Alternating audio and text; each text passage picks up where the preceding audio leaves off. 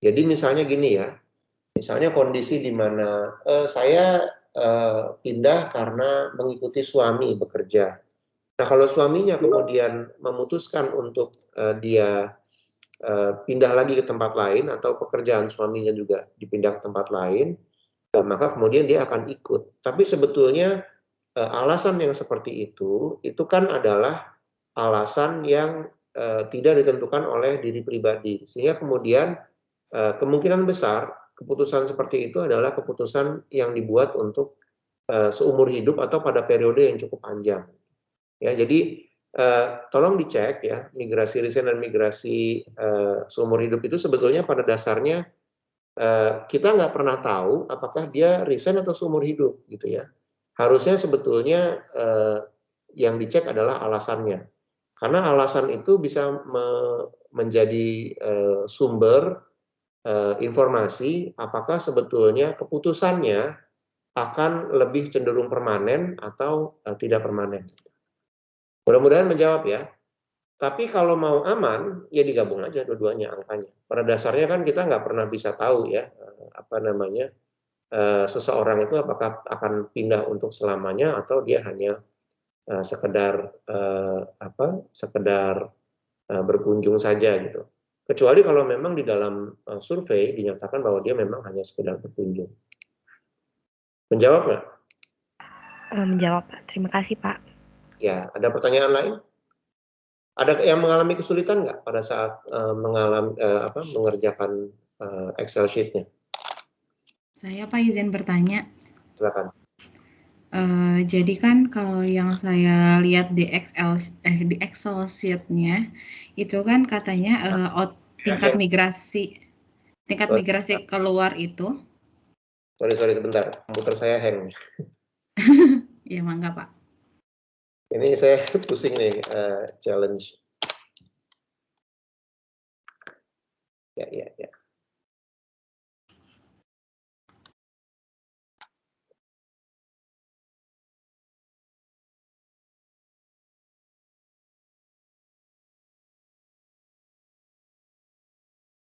Oke, silakan.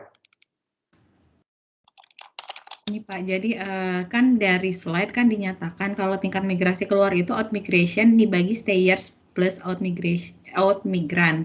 Nah, terus udah gitu di sini ada angka, kalau di PowerPoint itu ada angka 3.658.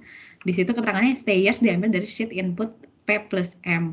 Cuma di Excel stayers di input P plus N itu banyak banget gitu Pak angkanya. Jadi saya nggak tahu ini angka 3.658 itu dari mana. Itu yang pertama Pak. Yang Coba kedua. ditampilin aja bisa nggak Mbak Vika? Apa? Kalau Oh iya.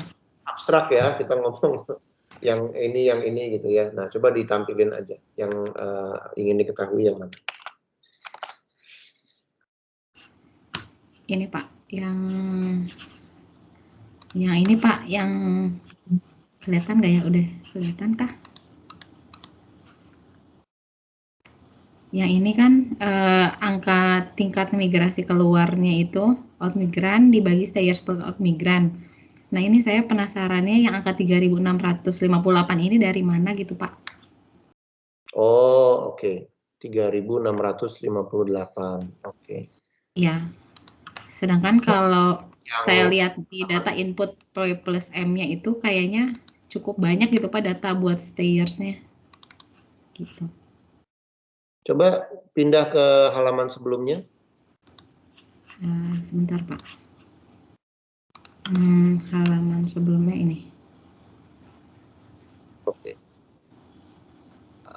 Geser ke halaman oke. Ke halaman setelahnya. Yang ini migrasi masuk. Bukan. Sebelumnya, yang tadi yang ditunjukkan. Ini. Enggak, yang tadi Mbak Vika tunjukkan. Oh ini Pak. Ya. Ini masalahnya stayers-nya nggak ada di sini, ya, nggak muncul di sini ya. Iya. Rate-nya, ya jadi stayers-nya adalah 3.658 ini. Jadi out migrants-nya kan adalah 1602 ya. out migrants-nya adalah, iya, berarti kan totalnya adalah 3658 plus 1602. 3658 plus 1602 itu berapa? 5.000 sekian ya? Iya, 5.200 sekian. 5.200, iya betul. Jadi angkanya nggak di sini, nggak ada di sini. Ini angkanya out migration-nya kan adalah yang 1602 itu ya. Iya. 1602 untuk yang 5 sampai 9 tahun gitu ya. Iya. Lalu kemudian cohort population, angka cohortnya adalah 6.400 ya. Survive population at risk-nya, konsep at risk itu kan adalah yang ada kemungkinan ya untuk dia out migration, kira-kira gitu ya.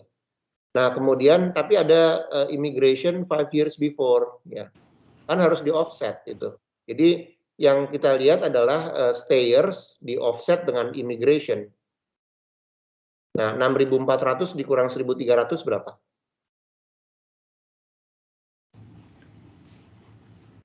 Nah, 400 dikurangi 1.300 berarti 5.100. 5.100 dikurangi 1.600? 5.100 dikurangi 1.600, 3.500. Ya itu angkanya, 3658 itu dari situ. Tapi yang dihitung sekarang adalah survive population at risk, bukan cohort population. Nah konsep yang survive population at risk. Jadi sebetulnya harusnya memang angkanya nggak langsung 3658 ya. Tapi angka 3658 itu direduksi dari survive population at risk, dikurangi imigrasi dan out migration. Kan offsetnya sebetulnya. Kan yang mau dicek adalah stayers, siapa yang memang di situ. Tidak merupakan hasil dari orang datang dari luar atau orang yang sudah keluar. Paham nggak? Iya, ya Pak. Tapi punten Pak, ini saya mau nanya lagi kalau boleh Pak. Kan di data ini saya share screen yang Excel-nya Pak, punten. Di Excel-nya ini kan ada data stayers Pak. Stayers-nya diambil dari ini. Nah, bukan yang sini ya? P plus M, iya betul. Ya, dari tapi ini datanya rata-ratanya Pak, apa gimana Pak? 3658 itu?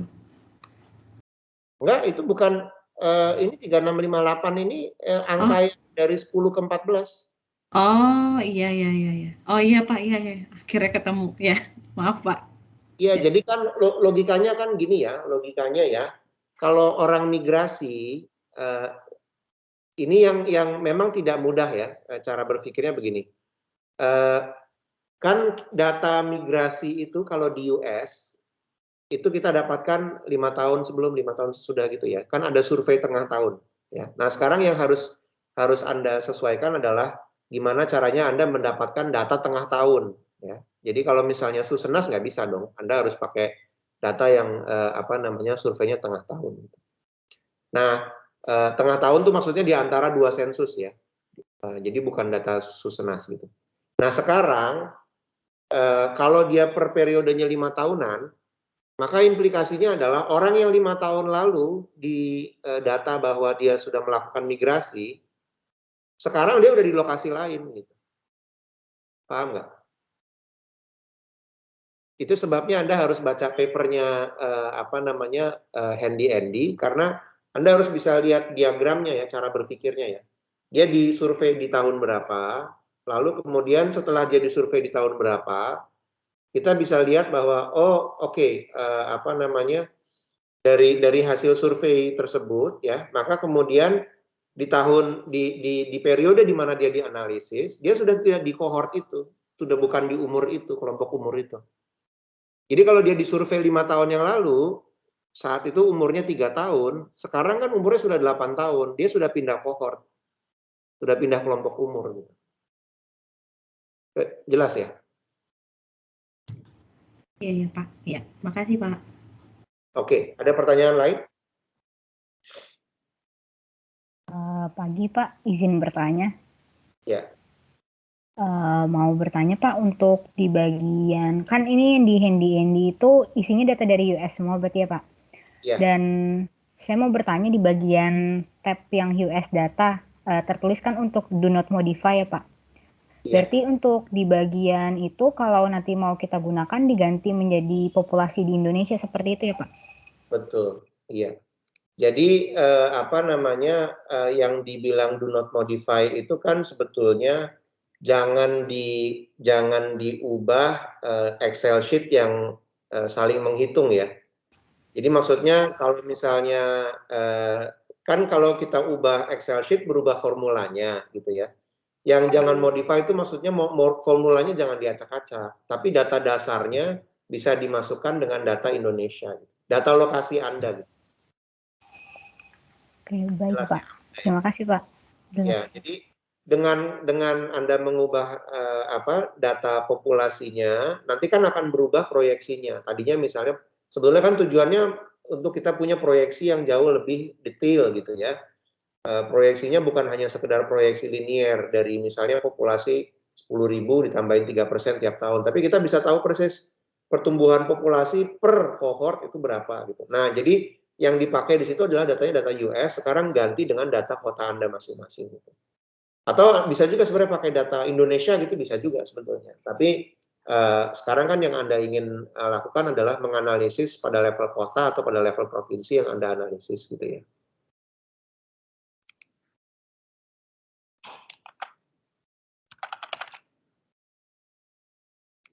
Ada pertanyaan lain nggak? Saya mau bertanya lagi, boleh Pak? Silakan.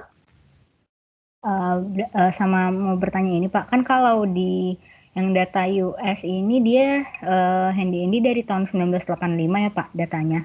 Ya. Dan kalau di daerah saya agak kesulitan untuk mencari yang seperti populasi berdasarkan kelompok umur tersebut dari tahun itu gitu. Apakah bisa Pak kalau misalkan saya melihat kalau ini kan data handy-nya dari tahun 2007 ya Pak? Iya. Aku belum, nah ya kalau misalkan berarti kan jaraknya untuk ke 1985 itu kurang lebih 20 tahun. Kalau saya menggunakan datanya untuk yang nanti saya gunakan itu tahun 2000 saja, apakah bisa Pak? Jaraknya kan 20 tahun juga dari data terbarunya itu tahun 2020 seperti itu. Ya, nggak masalah. Terima kasih, Pak. Karena kan sebetulnya gini, poinnya bukan tahun berapanya. Poinnya adalah saya gambar dulu sebentar ya. Gimana caranya saya gambar? Oh, oke, pakai whiteboard di sini ya.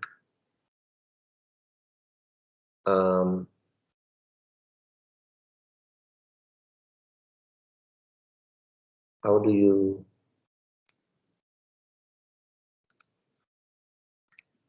freehand?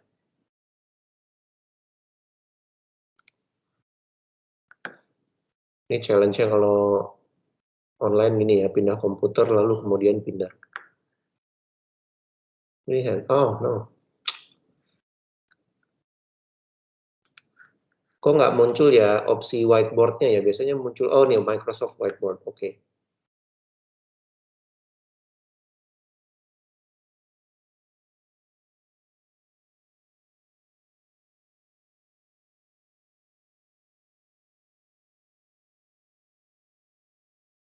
Sebentar ya, ini komputer saya kok sangat lambat pagi ini, saya nggak tahu kenapa. Mudah-mudahan nggak rusak. Oh, ini muncul, oke. Udah kelihatan ya whiteboard saya ya? Sudah, Pak.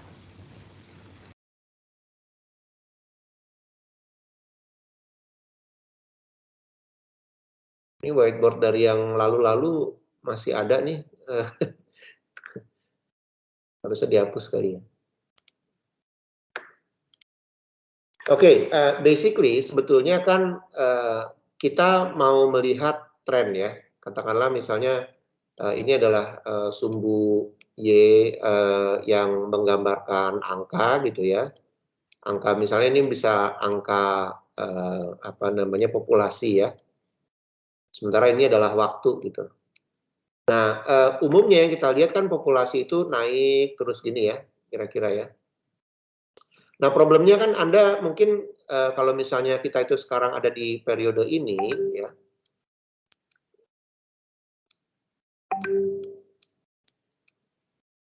Maka angka yang ini kan sebenarnya kan bukan sesuatu yang bisa kita ketahui ya di periode masa depan gitu ya. Nah, kalau yang kita tahu cuma angkanya di sini ya,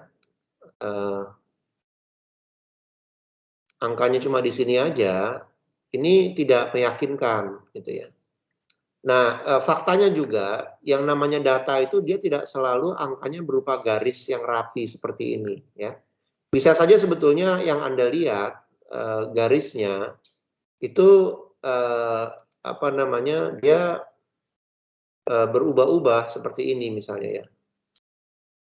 Tuh, ini layarnya gerak-gerak terus. Bentar ya, sorry.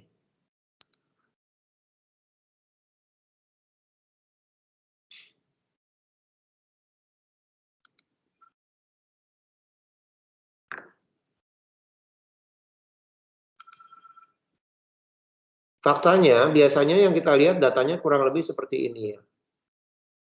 Aduh, layar saya kok gerak-gerak terus ya. Pak, mohon maaf Pak, belum terlihat gambarnya di sebelah mana ya Pak?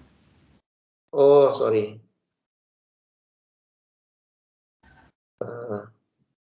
Saya bikin baru aja deh ya.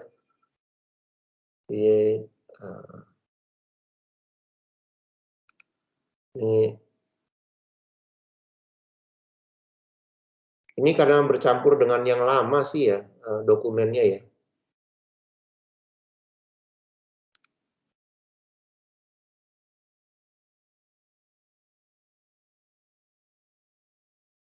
Gimana cara menghapus dokumen yang lama ya caranya?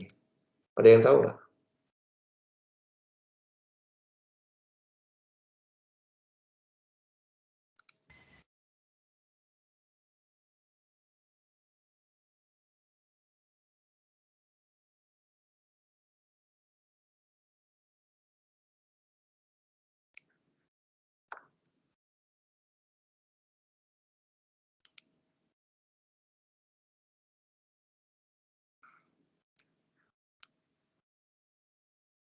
Oke, boardnya saya geser ke kiri sampai ketemu ini yang bidang yang putih semua. Coba teman-teman bisa lakukan nggak?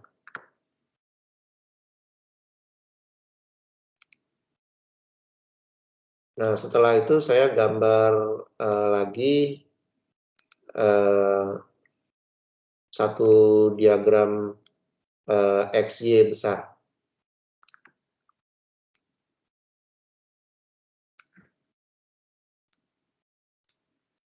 Y-nya adalah angka populasi dan X-nya adalah time. Udah kelihatan belum, Mbak Vika? Saya sudah, Pak. Yang lain udah kelihatan belum? Kalau belum, saya nungguin. Jadi boardnya saya geser ke kiri semua gitu ya. Setelah saya geser ke kiri, lalu kemudian saya buat lagi diagram besar. Ada yang belum kelihatan? Lagi nyari, Pak. Ada diagram dengan sumbu Y-nya AP, lalu kemudian sumbu X-nya time.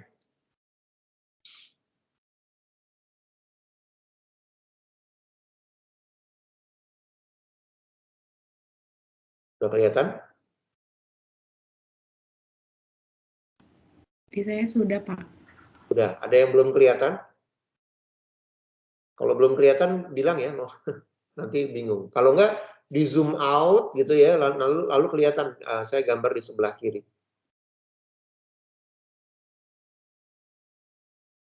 Ada yang belum kelihatan? Ini yang lain diem aja nih, bingung apa gimana? Sudah, Pak. Udah ya, oke. Ketemu Pak. Udah ketemu ya, oke. Nah, biasanya yang namanya garis waktu itu kan seperti digambarkan dengan garis ini ya, populasi itu naik terus kira-kira begitu ya. Nah, problemnya adalah seringkali kita kan hanya ada di satu titik waktu gitu ya. Masa kini itu ya sekarang ya, ini saya tulis dengan MK, ini maksudnya masa kini gitu ya. Nah, masa kini ini kan yang kita amati hanya satu titik ya. Kalau kita hanya menggunakan satu titik, tidak mungkin kita bisa memprediksi sesuatu yang tidak kita ketahui, yaitu periode ini. Nah, masa depan ini kan tidak bisa kita prediksi atau tidak bisa kita estimasi hanya dengan menggunakan satu titik waktu di masa kini saja. Kita harus mundur sedikit. Nah, tapi faktanya yang namanya data itu seringkali dia tidak berupa garis lurus seperti ini. Data itu begini gitu ya. Naik turun gitu ya. Sehingga kalau misalnya kita menggunakan hanya data di 2 titik waktu yang terlalu pendek, bisa saja misalnya kita ambil titiknya di sini ya. Nah, kalau ini menjadi acuan, ini saya tulis A1 ya, acuan 1. Maka kemudian kita akan membuat proyeksi, ini kan naiknya begini ya. Ya. Nah, maka kita akan membuat proyeksi masa depan, populasinya berubahnya seperti ini. Jadi kalau kita bikin acuannya adalah A1, maka kemudian keliru. Tapi di sisi yang lain, kalau kita membuat acuannya adalah A2 dan A3 ya, ini adalah A2 ya, A2 ke A1, maka kita akan memprediksi bahwa populasi akan turun seperti ini. Ngerti ya? Jadi baik proyeksi yang nomor 1 dan proyeksi yang nomor 2, ini dua-duanya tidak akurat. Ya. Maka kita harus mengambil proyeksi, kondisinya adalah cukup panjang. Ya. Nah, gimana caranya kita mengambil proyeksi yang cukup panjang? Ya kita harus ambil periode yang memang panjang ya. Contohnya adalah saya pakai referensi A3 dan A4.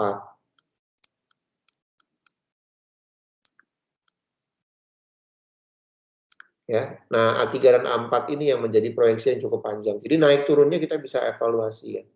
Tapi kondisinya untuk bisa mendapatkan A3 dan A4 ini kan berarti Anda harus mempelajari mempelajari data yang mungkin cukup panjang. Nah, biasanya yang saya gunakan adalah periode 4 atau 5 kali survei atau sensus ya. Nah, kalau jadi sensus setiap 5 tahun sekali, maka implikasinya adalah 4 atau 5 kali itu sekitar 20 tahun. Gitu. Jadi mau diganti tahunnya sih silakan aja. Gitu. Mau pakai 2020 ke 2040, 2000 ke 2020 itu kan tergantung dari Anda mau memproyeksikannya kemana kira-kira gitu ya. Ya kalau yang sebelumnya yang Anda pakai itu 1985 dan 2007 karena data yang available pada saat itu adalah 1985 ke 2007 gitu ya. Kalau yang sekarang Anda punya adalah 2000 ke 2020 nggak masalah. Itu ya Rizka ya. Sorry, Rizka apa Rifka? Panggilannya Amanda ya? Iya Pak, jelas Pak. Terima kasih banyak Pak. Ya, oke. Gitu ya. Ada lagi pertanyaan?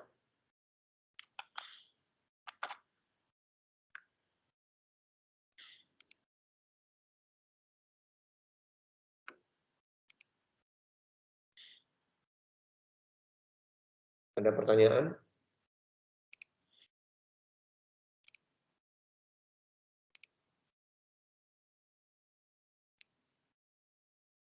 Oke, kalau misalnya nggak ada pertanyaan lagi,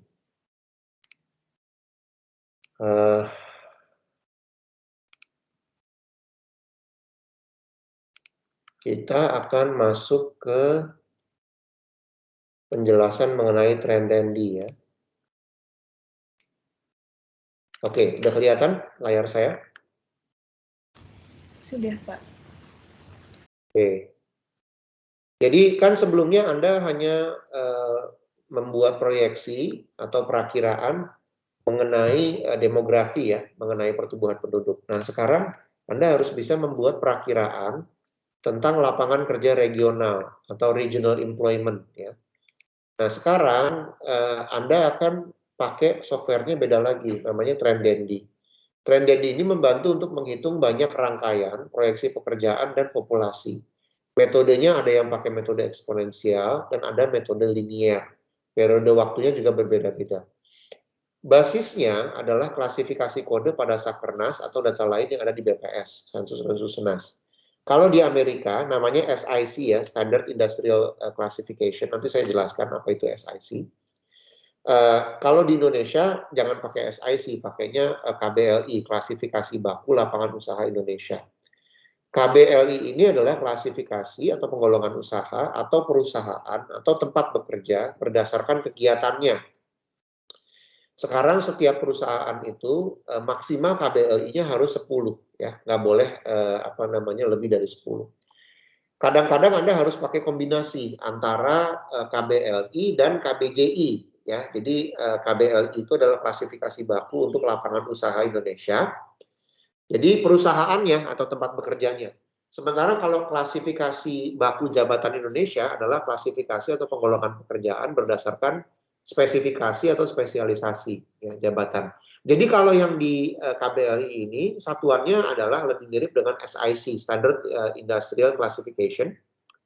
Sementara KBJI ini lebih sesuai dengan employment-nya. Ya. Jadi kalau jabatan itu kita bukan employment, occupation ya. Jadi kalau yang di atas kita bicara industri atau sektor ya, sementara yang di bawah kita bicara okupasi atau occupation ya. Nah, berbagai metode dan berbagai periode ini harus digabungkan ya menjadi satu perakiraan. Contohnya begini ya. Jadi tadi saya sudah jelaskan tentang SIC ya. SIC ini adalah Standard Industrial Classification yang mirip dengan tadi KBLI ya. NAICS ini adalah singkatan dari North American Industry Classification System. Dipakai di seluruh Amerika Utara untuk mengklasifikasikan bisnis pakai 6 digit angka berdasarkan jenis pekerjaan utama ya.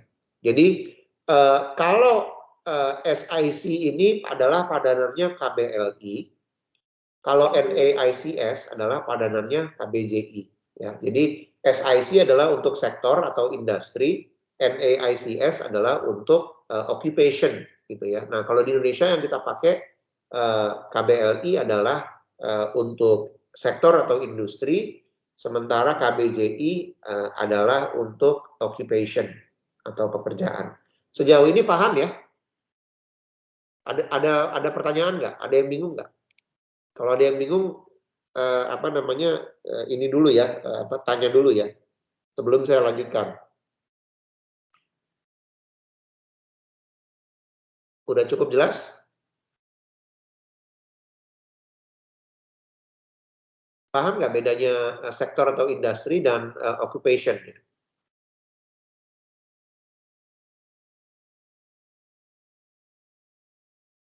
Halo? Mungkin kalau ada contohnya, Pak. Oke, contohnya gini ya. Contohnya gini ya. Standard Industrial Classification itu misalnya kalau kita lihat sebuah perusahaan apa yang Anda kenal? Pertamina misalnya ya. Pertamina itu kan pekerjaannya adalah eksplorasi ya.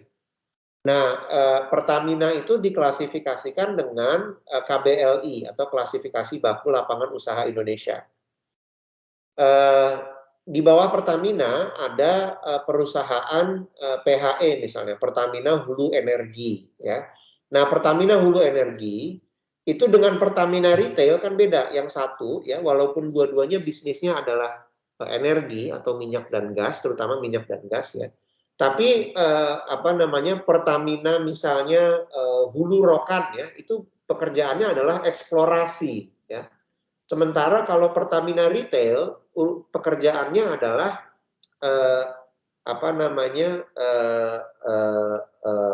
perdagangan besar dan eceran.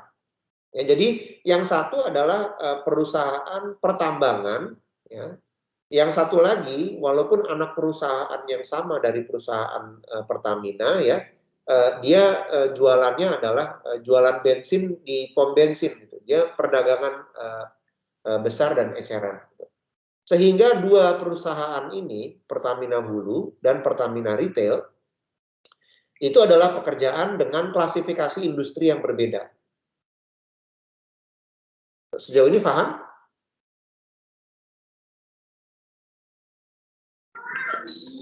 Paham Pak itu. Paham ya, oke. Nah, karena dia dua jenis perusahaan yang berbeda klasifikasi baku lapangan usahanya, maka orang yang bekerja di Pertamina Hulu dengan orang yang bekerja di Pertamina Retail pasti berbeda. Kalau di Pertamina Hulu mungkin akan banyak meng-hire engineer. Sementara kalau yang di Pertamina Retail mungkin yang di-hire hanya petugas penjaga pom bensin saja. Nah, seandainya Anda punya pilihan, nah ini kan seringkali Anda nggak punya pilihan ya. Karena kan misalnya Pertamina Hulu ya di Rokan ya karena memang ada minyaknya gitu ya. Kalau nggak ada minyaknya ya mau diapain? Gitu ya. Anda nggak punya pilihan. Tapi seandainya Anda punya pilihan, Anda akan pilih yang bertempat di lokasi Anda itu Pertamina Hulu atau Pertamina Retail.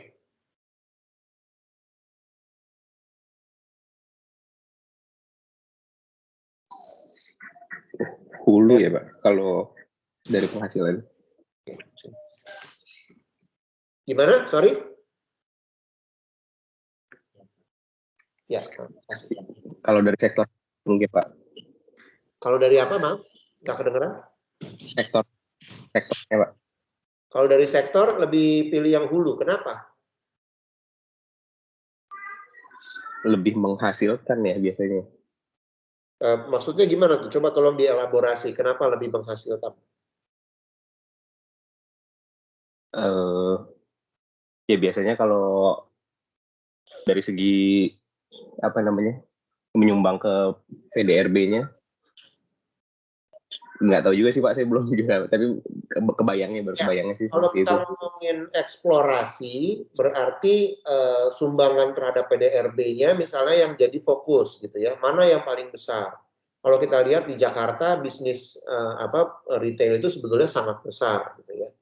Mungkin sumbangan terhadap PDRB-nya tidak terlalu besar kalau misalnya Pertamina Hulu gitu ya.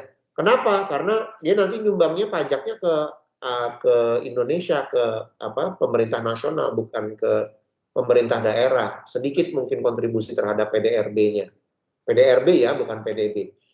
Tapi kalau kita berpikir orang seperti apa yang dipekerjakan, yang di Pertamina Hulu kan banyak mempekerjakan banyak mempekerjakan engineer. Kita maunya yang tinggal di lokasi kita itu engineer. Bukan, mohon maaf ya, bukan berarti kemudian kita nggak menganggap penting ya orang yang menjadi sales pom bensin. Tapi kan sales pom bensin gajinya mungkin tidak terlalu besar, gitu, ya. Jadi berdasarkan perspektif itu penting untuk berpikir mengenai dualisme ini. Industri seperti apa atau sektor bisnis seperti apa yang ingin kita datangkan ke lokasi kita, ke wilayah kita, tidak hanya berdasarkan bisnisnya, tapi berdasarkan jenis-jenis pekerjaan seperti apa yang akan mereka bawa, kira-kira begitu. Nah, ini seringkali tidak difikirkan dengan baik oleh para perencana kota. Misalnya ya, perencana kota itu berupaya sekali untuk mendatangkan pabrik ya ke wilayah karena pabrik itu berkontribusi terhadap PDRB ya. Jadi kalau dihitung secara agregat pabrik itu menghasilkan PDRB yang besar. Tapi yang dipekerjakan oleh pabrik adalah buruh. Buruh itu gajinya tidak besar. Nah, daripada pabrik misalnya, mungkin lebih baik kita mendatangkan sekolah atau kita mendatangkan misalnya perusahaan jasa misalnya, yang kalau pada saat perusahaan jasa misalnya desain atau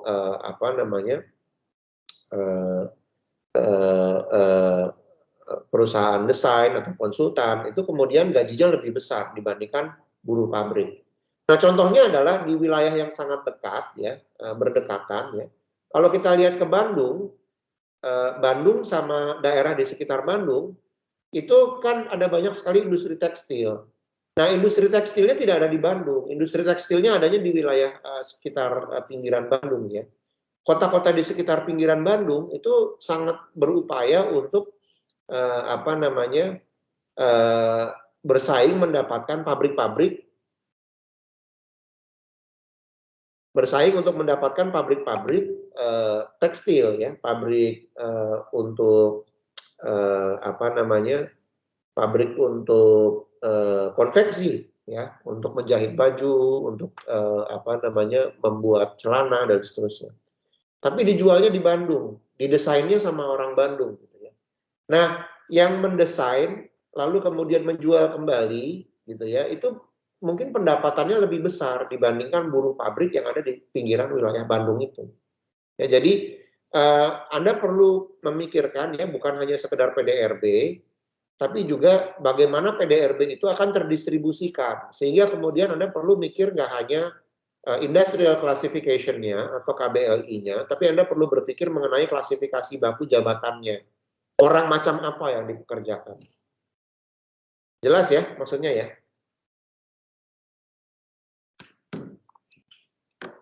Oke, saya lanjutkan ya. Nah, proyeksi yang dibuat oleh Trendendi ini berdasarkan di industri ya. Jadi kalau di Indonesia mungkin Anda bisa pakai datanya Sakernas ya.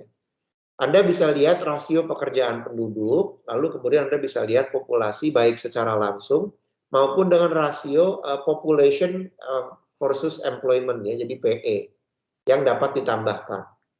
Nah, standarnya adalah dari bawah ke atas ya, bottom up ya. Bottom up itu maksudnya kita lihat dari masing-masing industri kecil-kecil, lalu kemudian baru kita lihat berdasarkan penjumlahan dari yang kecil-kecil itu kira-kira sebetulnya berapa orang yang bisa dipekerjakan ya. Jadi proyeksinya dibuat untuk industri individu, lalu kemudian dijumlahkan untuk mendapatkan total pekerjaan ya. Bisa juga dibuat dari atas ke bawah ya, proyeksi untuk total pekerjaan, lalu kemudian dialokasikan untuk industri yang dapat ditambahkan. Tapi sebetulnya standarnya adalah dari bawah ke atas atau bottom up gitu ya. Jadi maksudnya untuk masing-masing pabrik ya, atau masing-masing sektor atau industri, lalu kemudian dijumlahkan untuk mendapatkan totalnya kira-kira berapa.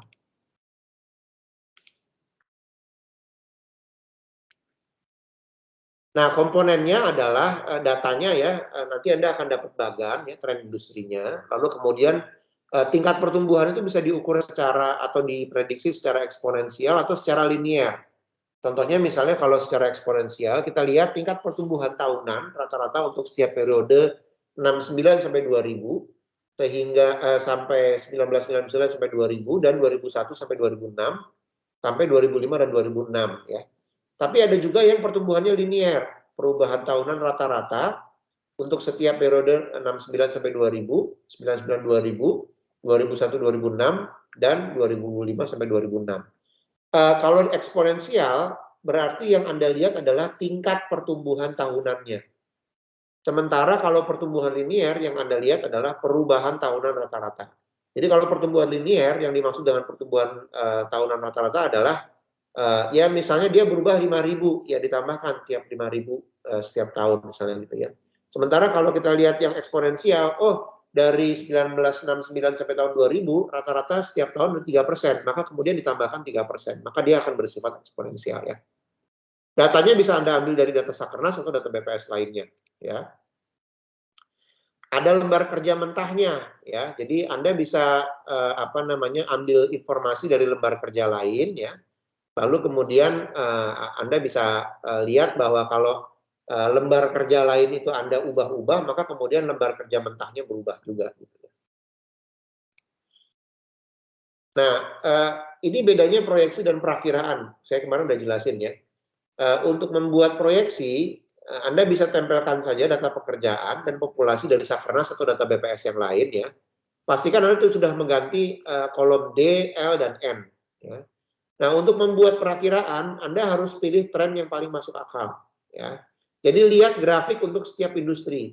Nah, lalu kemudian tentukan periode waktu yang paling masuk akal. Apakah misalnya tadi mau pilihnya dari 2005 ke 2006, ya, 2001 ke 2006, atau yang lain. Jadi Anda harus tentukan periode waktu yang kayaknya lebih cenderung make sense gitu ya.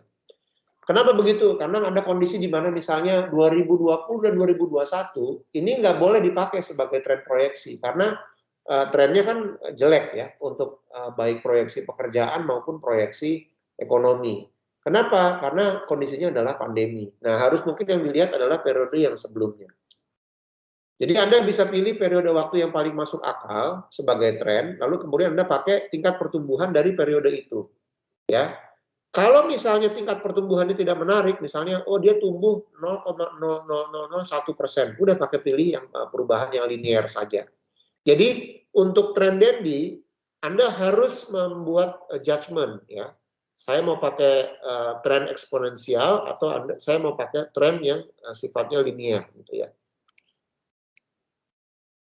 Nah, Anda bisa lihat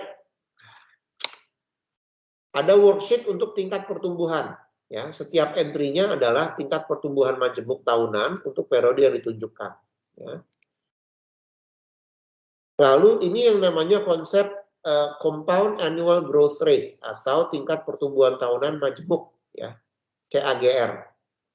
CAGR ini adalah jumlah pekerjaan di akhir periode tersebut dibagi jumlah pekerjaan di awal periode tersebut dipangkat seper tahunnya, ya. Jadi misalnya ya contohnya adalah kalau pekerjaan di tahun 2009 itu adalah 50.000, lalu pekerjaan di tahun 1996 itu 25.000, periodenya kan 15 tahun ya. Nah, Anda mau mempelajari dari periode 15 tahun itu berapa pertumbuhan tahunan majemuknya ya. Tahunannya maksudnya kan dari 15 tahun kan kenapa dibilang majemuk? Ya kan 15 tahun ya. Tahunnya banyak ya. Nah, Anda mau cek sebetulnya tingkat pertumbuhannya itu berapa per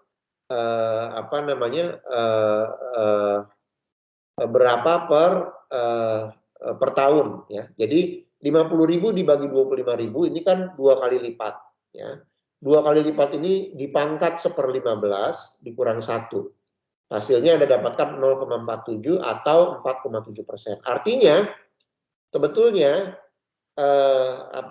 tingkat yang mewakili pertumbuhan lapangan kerja tahunan yang stabil atau tingkat yang sama per tahun adalah 4,7% gitu ya. Nah, ini kalau Anda bandingkan dengan rata-rata aritmatik ya dari pertumbuhan periodenya 50.000 dikurang 25.000 dibagi 25.000 dibagi 15 ini sama dengan 0,067 atau 6,7%.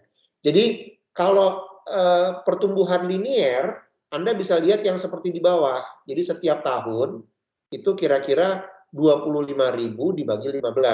Kira-kira begitu ya. Sementara kalau pertumbuhan yang pakai compound annual growth rate ya sebetulnya pakai rumus ini Anda bisa dapat pertumbuhan per tahunnya sebetulnya lebih kecil daripada yang Anda prediksi gitu ya. Nah, ini adalah contohnya. Jadi kalau misalnya tren eksponensial dari pertumbuhan majemuk tahunannya Anda cukup ketik eksponensial ya sebagai pengingat aja, sebagai reminder. Gimana cara memilih tingkat pertumbuhannya? Ya, yang pertama, lihat tren masa lalunya. Ada lembar kerja PE charts, SIC charts, dan NAICS charts ya. Ini nanti diperhatikan ya bahwa SIC akan diganti dengan KBLI, NAICS akan diganti dengan KBJI gitu ya. Nah ini grafik-grafik trennya bisa dengan mudah ya dicetak, jadi trennya bisa dibandingkan ya. Anda bisa lihat tren masa lalu, Anda juga bisa pakai ya reasoning ya alasannya dengan berdasarkan intuisi dan pengetahuan Anda. Misalnya ya tingkat 20 tahunan ya atau rate di 20 tahunan Anda mengalami bahwa di akhir tahun 2020 misalnya ada penurunan besar, tidak mungkin terulang. Kenapa? Karena terjadi pandemi misalnya gitu ya. Nah, maka kemudian berdasarkan itu Anda mungkin pilih, saya nggak mau ambil tahun 2020 dan 2021. Saya hanya akan ambil misalnya 1999 sampai dengan 2019, misalnya gitu ya. Nah, atau Anda misalnya bilang, oh, kayaknya yang paling bagus itu adalah periode di 2000 sampai 2010. Setelah 2010, periodenya agak kacau karena ada terjadi krisis di 2008, lalu 2018, lalu 2020 gitu ya. Sehingga kemudian Anda ambil tingkat 10 tahunan karena menggambarkan stabilitas ya. Yang Anda anggap sebagai skenario yang lebih mungkin ya. Atau Anda bisa gunakan basisnya adalah tindakan ya atau action. Jadi Anda menganggap bahwa karena saya akan melakukan misalnya pembangunan infrastruktur, maka kemudian saya menduga bahwa tren tingkat pertumbuhan akan lebih tinggi daripada tren tingkat pertumbuhan di masa lalu. Ya. Sehingga kalau Anda memilih itu, ya Anda tautkan ke tingkat 10 tahunan menggunakan lembar kerja picker. Ya. Jadi Anda harus lihat tingkat pertumbuhan mana ya dari ketiga opsi ini yang lebih masuk akal.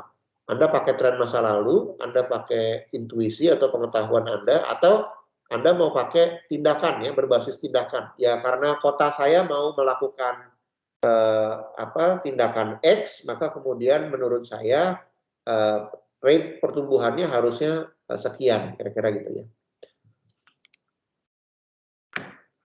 Nah, pertama-tama harus Anda pelajari populasi keseluruhan dan tren pekerjaannya pakai lembar kerja PE chart ya. Kita bisa lihat bahwa populasinya sekian ya. Total private and government employment ini distribusinya bagaimana, total employment-nya bagaimana, private employment-nya bagaimana, government employment ini kan terpisah-pisah ya. Lalu kemudian population and employment index ini seberapa perbedaannya ya. Jadi apakah kita bisa lihat rasio populasi dan employment ini sebanding ya. Nah, perakiraan pekerjaan bottom up akan dibandingkan dengan tren masa lalu lembar kerja population and employment ini ya. Nah, ini adalah contohnya untuk grafik ketenaga kerjaan industri SIC berdasarkan SIC. Nanti SIC bisa diganti dengan KBLI ya. Untuk periode 1969 sampai dengan 2000 semuanya dikumpulkan di lembar kerja grafik SIC. Ya, jadi yang belum saya jelaskan adalah di paling kiri ada REIS ya. REIS ini adalah lembar kerja mentahnya ya, lembar kerja mentahnya. Jadi kalau saya mundur ya. Nah, ini lembar kerja mentahnya ya, REIS. Nah, ya ini ada REIS. Sorry, belum sebelumnya. Ini REIS. Ini lembar kerja data mentah ya.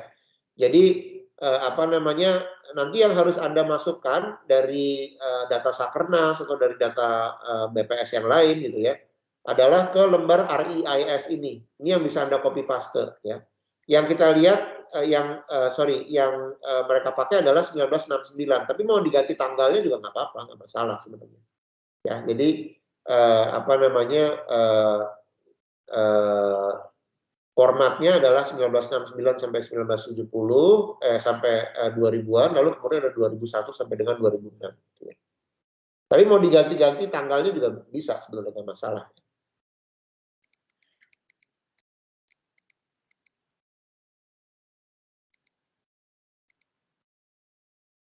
Ada juga NAICS ya, jadi untuk pekerjaan farming ya, pertanian ya, lalu kehutanan, utilities, mining, konstruksi, manufacturing, nah ini ada semua ya di NAICS. Jadi ini kan sudah otomatis ya menghasilkan employment buat masing-masing sektor. Jadi ininya nggak boleh salah nih. Nah, REIS-nya ini nggak boleh salah. Anda harus sesuaikan REIS-nya, nah ini mentahnya dengan KBLI dan KBJI ya. Jadi terutama ini sebetulnya KBLI-nya ya.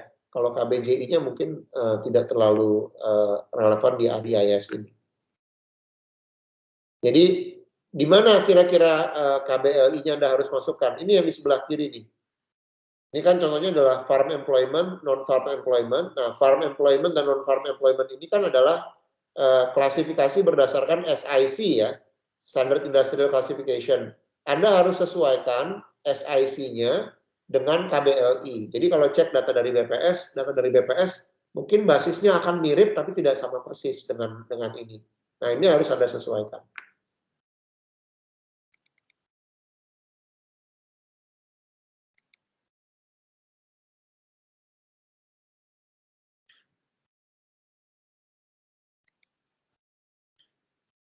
Nah, Lalu Anda bisa pakai analisis, ya. Contohnya, kenapa ya sektor utilitas ya turun secara signifikan antara 2001 dan 2003, lalu kemudian stabil. Aduh. Apakah kemudian kita akan melihat tren rata-rata selama periode 2001 sampai 2006 ke depan? Atau lebih baik kita mengasumsikan tren sejak tahun 2003 lebih mengindikasikan kemungkinan pertumbuhan selanjutnya. Jadi Anda bisa lihat bahwa kalau grafiknya seperti yang di sebelah kanan atas ini, ya, ada dua cara untuk memilih trennya. Anda bisa pilih tren rata-rata.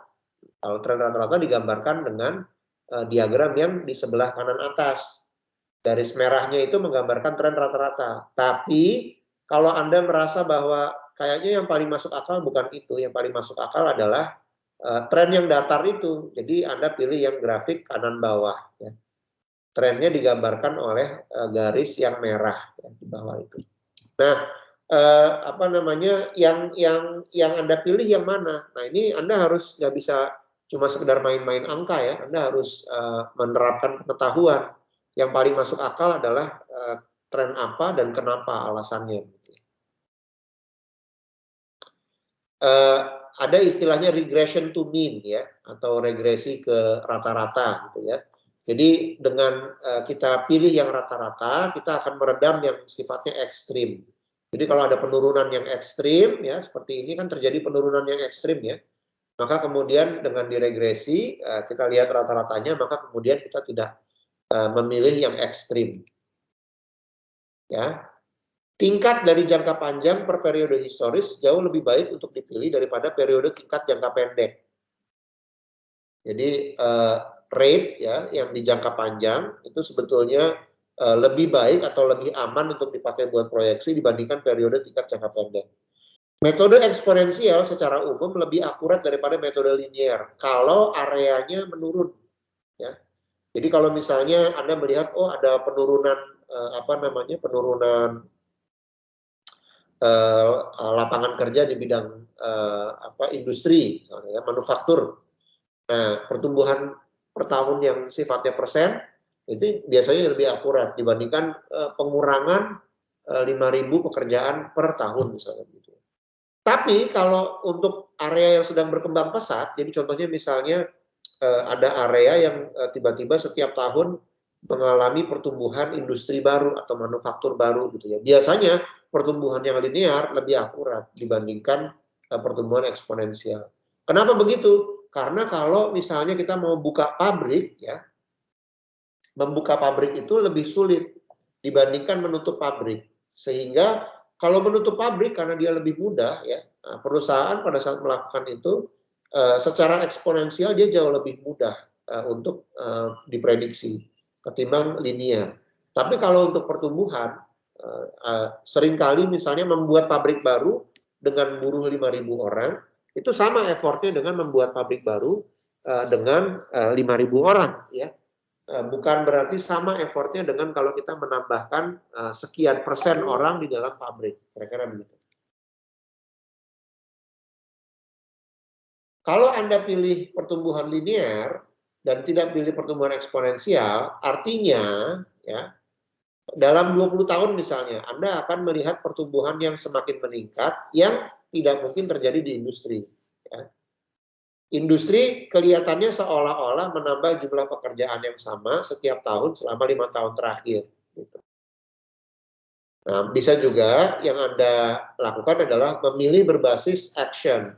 Kalau misalnya pemerintah memberikan subsidi pajak, ya, subsidi pajak terhadap pertumbuhan industri manufaktur. Jadi kalau ada orang yang membuat industri manufaktur, maka kemudian akan diberi subsidi pajak. Nah, jadi Anda pilih dia berbasis tindakan. Kalau berbasis tindakan, nah ini opsinya adalah ini ya, Anda bisa baca sendiri. Jadi Anda bisa tautkan ya perubahan pekerjaan tahunan di lembar kerja yang grow change ke sel yang benar di kolom D di picker ya. Lalu kemudian silakan format ulang selnya dari persentase diubah jadi angka. Lalu kemudian di copy sel G sampai sel L di baris speaker 61 ya. Untuk yang SIC ini yang KBLI ya. Lalu kemudian untuk yang NAICS ya, salin sel 1 walaupun L di baris speaker 61. Lalu kemudian dipaste ya, ditempel. Sel-sel itu di I sampai L dari basis industri ya, dan sesuaikan formula dengan perkiraan dari 2006 sampai 2010. Nah, ini adalah lembar yang menghitung perubahan rata-rata tahunan untuk periode 69 sampai 2000 sampai dengan 99 sampai 2000 untuk SIC. Ini adalah growth change ya. Untuk SIC dan 2001 sampai 2006 sampai 2005 dan 2006 untuk NAICS. Ingat sekali lagi SIC nanti bisa diganti dengan KBLI dan NAICS diganti dengan KBJI. Nah, bisa dipaste ya. Kalau misalnya mau pakai linear ya diganti aja ini row-nya ya. Nah, ini adalah perkiraan penurunan pekerjaan tahunan sebesar 9,36 untuk setiap tahun. Contohnya seperti ini ya. Berarti pekerjaan turun dari 607 pada tahun 2000 menjadi 560 pada tahun 2005, menjadi 513 pada tahun 2010 dan seterusnya. Gitu ya. Karena ini linear ya. Nah, ini kalau rumus basis linear di baris 61 ini agak sedikit perlu modifikasi ya untuk perakiraan berbasis NAICS ya. Nah, ini berikutnya Anda bisa baca sendiri ya. Mana rumus-rumus yang perlu diubah dan mana rumus-rumus yang tidak perlu diubah. Ini adalah kemungkinan picker lainnya ya. Jadi Anda bisa pilih tingkat pertumbuhan yang berbeda dari periode sebelumnya. Anda bisa langsung ketik aja tingkat yang ingin Anda proyeksikan ke dalam kolom D ya. Contohnya adalah kalau Anda yakin layanan pertanian, kehutanan, dan perikanan ini akan tumbuh sepertiga dari tingkat historis 30 tahun ya. Atau bahwa pekerjaan administrasi pemerintahan akan tetap pada tingkat saat ini. Ya. Nah, ini lembar kerjanya ini adalah hasil dari proyeksinya. Jadi saat Anda menghasilkan proyeksi baru atau alternatif, saran saya results ini Anda di save ya sebagai lembar kerja baru atau worksheet baru ya. Jadi yang akan Anda dapatkan adalah SIC based projection dan NAICS based projection. Nanti boleh diganti ya, SIC berbasis KBLI, NAICS berbasis KBJI ya. Jadi Anda bisa lihat yang berbasis KBLI ini adalah sektornya, sementara kalau yang berbasis KBJI, Anda akan lihat dia berbasis pekerjaan. Nah, ini adalah populasi dalam bagan PNE ya, Population and Employment. Perkiraan tren sederhana ya yang bisa menggantikan forecast atau perakiraan berbasis kelompok komponen ya. Atau perakiraan populasi berbasis pekerjaan. Jadi, perbedaan antara populasi dan employment ini dengan apa yang sudah Anda buat di demografi, nanti Anda bisa bandingkan.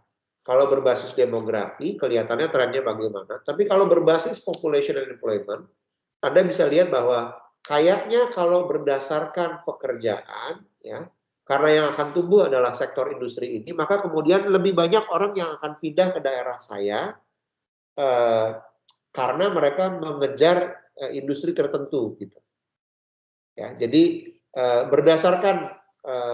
berdasarkan hal tersebut, maka kemudian saya memprediksi bahwa pertumbuhan populasi akan cenderung mendatar, lebih tinggi atau lebih rendah karena orang akan migrasi untuk misalnya masuk dari sektor tertentu atau migrasi keluar karena sektor tertentu sedang mengalami penurunan. Nah, itu kira-kira gambarannya ya dari saya ya untuk memperkirakan tren. Sejauh ini ada pertanyaan nggak?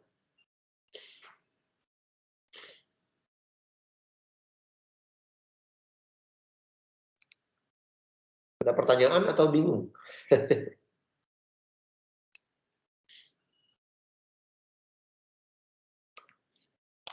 Bingung ya?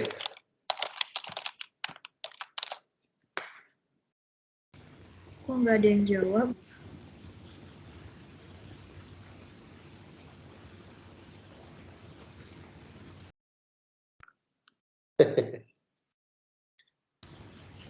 Nggak ada yang jawab, Pak.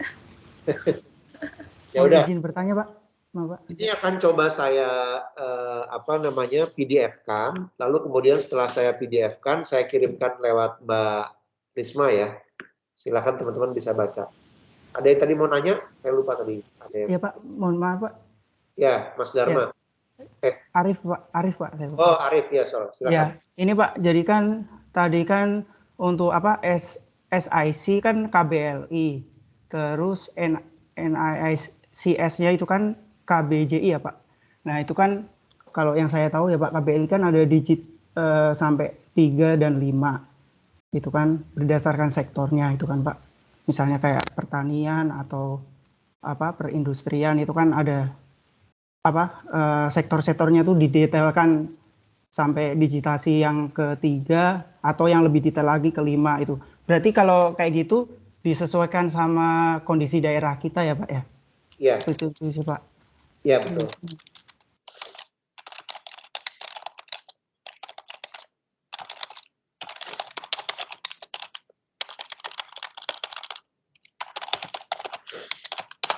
Iya, jadi harus ada penyesuaian ya datanya. Kalau misalnya KBLI-nya ternyata lebih komprehensif dari SIC atau sebaliknya gitu ya, maka kemudian disesuaikan.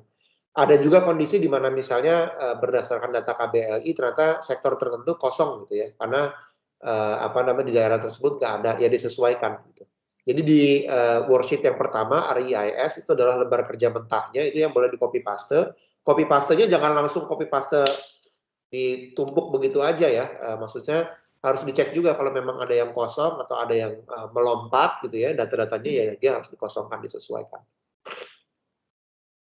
Oke Pak, makasih Pak. Ya. Ada pertanyaan lagi?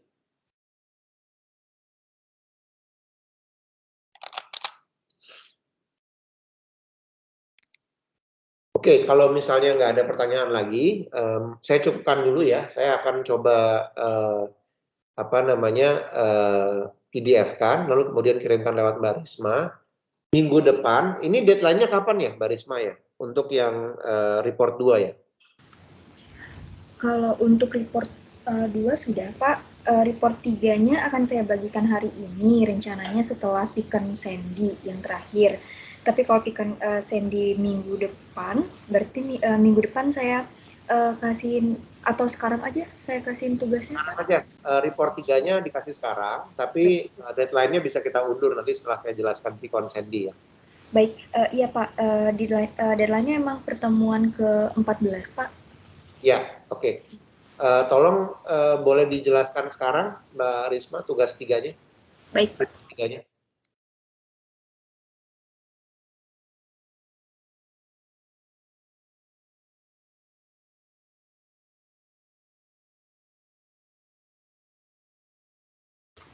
Apa sudah terlihat?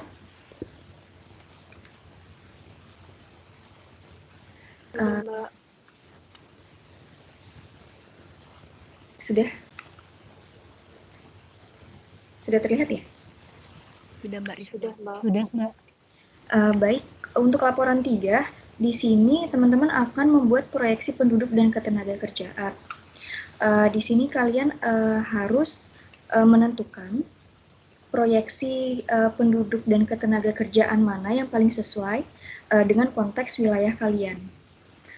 Di sini sudah saya jelaskan apa-apa saja yang menjadi yang harus ditampilkan dalam laporan ini, seperti proyeksi tren ketenagakerjaan, proyeksi demografi antar wilayah, konsistensi, pemeriksaan konsistensi dan baik TPAK, pengangguran, migrasi atau perjalanan, kemudian analisa-analisanya, kemudian dari dari hasil tersebut kalian dapat merancang implikasi apa yang kalian temukan dalam proyeksi yang telah kalian buat. Gitu.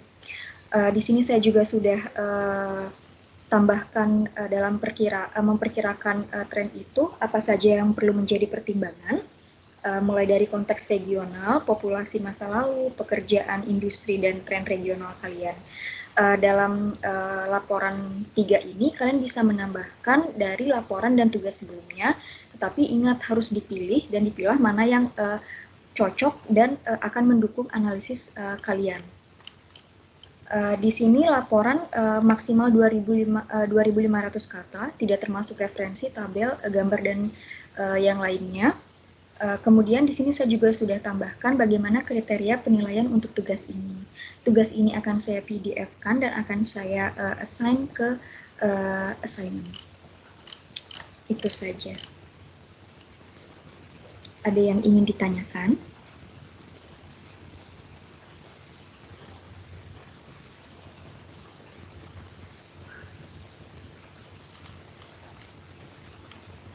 Ada pertanyaan? Pak, saya mau izin nanya, Pak. Ya. Sebenarnya sih pertanyaannya agak normatif, Pak. Kalau misalnya nih, kayak misalnya kan kemarin tuh di Handy tuh ada data kelahiran menurut usia ibu, kalau nggak salah kayak gitu. Nah, tapi kalau misalnya data yang nggak ada, sedangkan kan itu kalau Handy saya lihatnya berupa sirkulasi yang mengalir gitu kan, kayak datanya harus ada, terus nanti ke proses secara sendiri outputnya seperti apa kayak gitu. Nah, itu gimana ya Pak mensiasatinya gitu Pak? Makasih. Kalau yang data kelahiran menurut ibu itu kan yang Anda bisa masukkan adalah data kelahirannya ya. Menurut usia tapi kalau data kelahirannya kan ada di Sakernas. Iya, tapi yang usia ibunya gitu Pak. Yang data usia ibu. Ya, yang dimasukkan adalah yang kohort anaknya aja, usia anaknya. Jadi bukan usia ibunya. Kan tidak mungkin misalnya usia ibu yang 4 sampai 5 tahun gitu ya. Itu bisa dimasukkan ke handy gitu ya. Karena kan jarang sekali kita punya data yang lahir anak 4 atau 5 tahun itu melahirkan gitu ya. Tapi anak ini secara spesifik yang menurut usia ibu ya? Yang nggak ada ya? Iya, atau Pak. ada lagi yang secara spesifik masalah lain ya? Saya belum ngecek sih, tapi yang di usia ibu yang paling saya tidak temukan, yang belum ditemukan lebih tepatnya. Belum ditemukan. Yang lain Iya, nggak masalah ya? Saya nggak tahu sih kalau data di kota lainnya. Cuma kalau di kota saya nggak terlalu masalah kayaknya. Bukannya gini ya? Kalau usia wanita melahirkan itu ada biasanya ya di data BPS ya. Jadi mungkin bukan di Sakernas, tapi di BPS harusnya ada sih data itu. Coba cek usia wanita melahirkan gitu ya. Jadi tingkat kelahiran berdasarkan usia. Jadi kalau misalnya nggak bisa didapatkan angkanya, mungkin yang bisa didapatkan adalah tingkatnya. Nah, jadi kan pasti Mbak Vika punya populasi breakdown populasi berdasarkan usia wanita ya. Lalu kemudian tingkat kelahiran berdasarkan berdasarkan usia pasti ada gitu. Nah, lalu kemudian mungkin harus di engineer gitu ya datanya sehingga kemudian keluar angkanya, Mbak Vika. Kotanya apa sih? Ini yang nanya Mbak Vika tadi kan ya, benar nggak? Iya Pak. Kotanya apa sih? Kota Cimahi Pak. Cimahi. Iya. Oke, sebentar. Coba saya cek ya.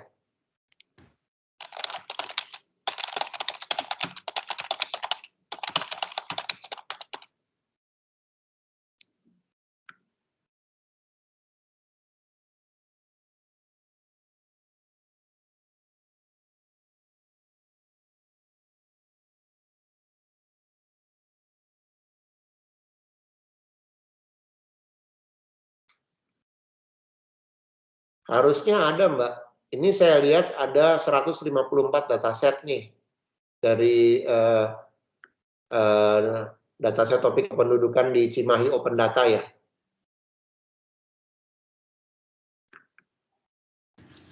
Tapi saya belum lihat data kelahiran sih memang ya.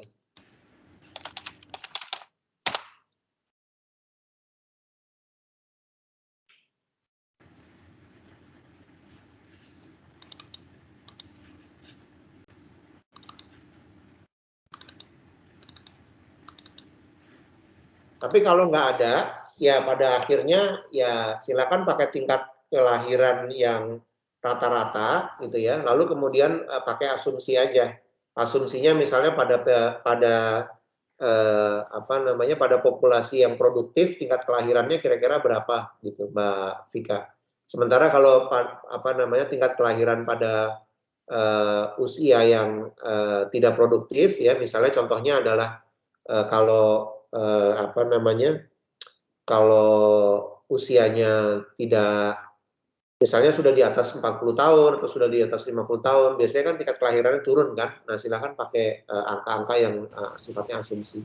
Bisa pakai angka yang kalau misalnya ada di kota Cimahi sendiri lebih baik, tapi kalau misalnya nggak ada di kota Cimahi bisa pakai di provinsinya, Mbak. Oh ya, oke baik Pak, terima kasih. Bapak, saya boleh menambahkan Pak? Ya, silakan.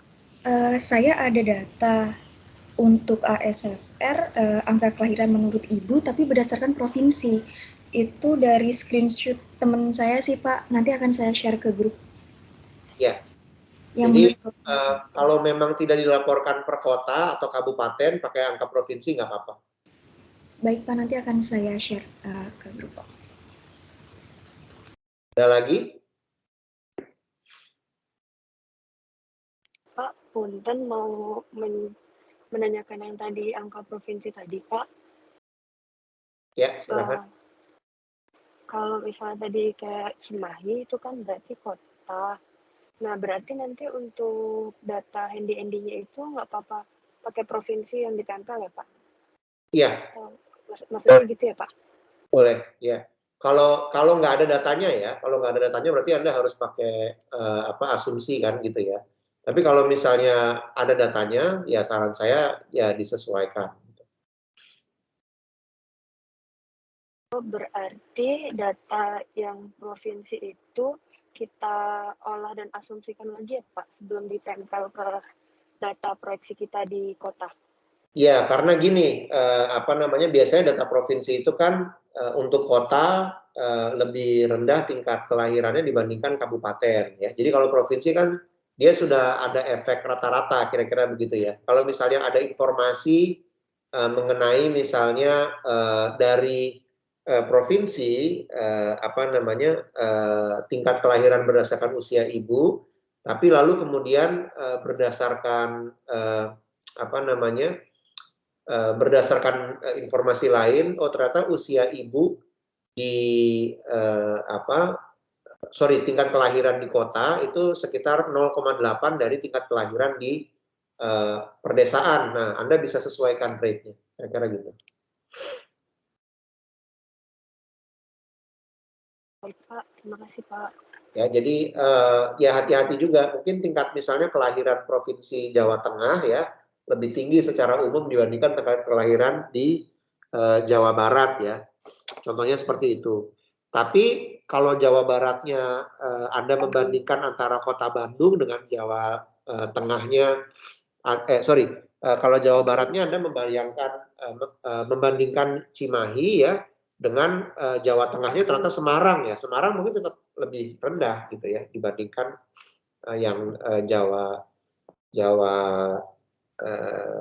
Barat kira-kira begitu. Karena kan yang di Semarang lebih kota ya dibandingkan Cimahi misalnya gitu.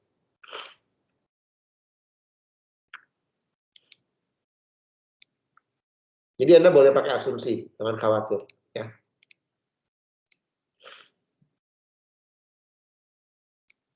Ada lagi pertanyaan? Kalau pakai asumsi berarti di-mention aja di laporannya gitu Pak ya? Ya, sudah pasti ya. Jadi modifikasi terhadap trend handy atau handy atau Picon Sandy-nya bagaimana gitu yang Anda lakukan gitu ya.